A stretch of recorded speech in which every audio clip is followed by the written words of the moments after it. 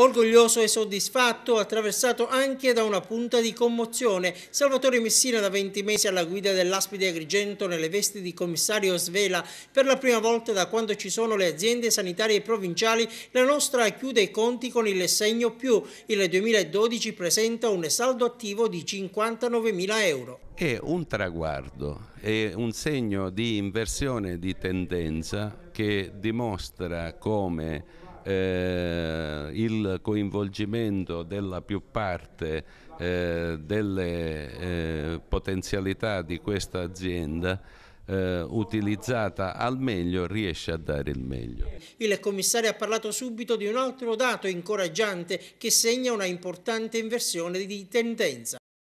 Abbiamo ridotto la mobilità sanitaria di 4.400.000 euro, per usare un'espressione dialettale della mia zona che però è molto significativa.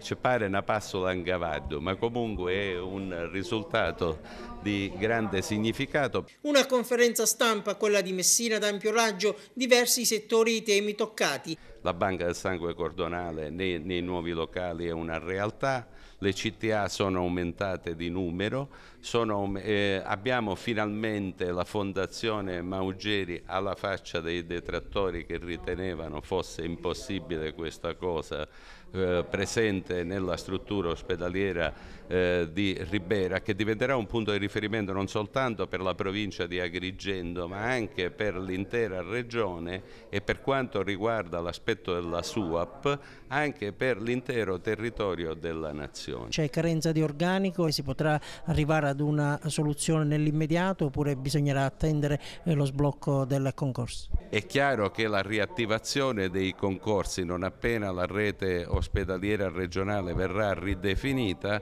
probabilmente invoglieranno persone che non sono disponibili ad accettare un incarico temporaneo a partecipare al concorso di fronte alla certezza di un'occupazione, per cui è auspicabile che nel tempo si stabilizzino le posizioni dei lavoratori dipendenti a tempo indeterminato. E infine Messina, che ha evidenziato l'ottimo gioco di squadra, ha posto l'accento sullo stato dell'arte delle alte tecnologie. Abbiamo dotato di risonanze magnetiche tutte le realtà ospedaliere dell'azienda, siamo tra i 3 in Sicilia ad avere l'acceleratore lineare, purtroppo solo aggiudicato in questo momento, ma in fase di realizzazione. Si sta rinnovando il parco tecnologico dell'azienda.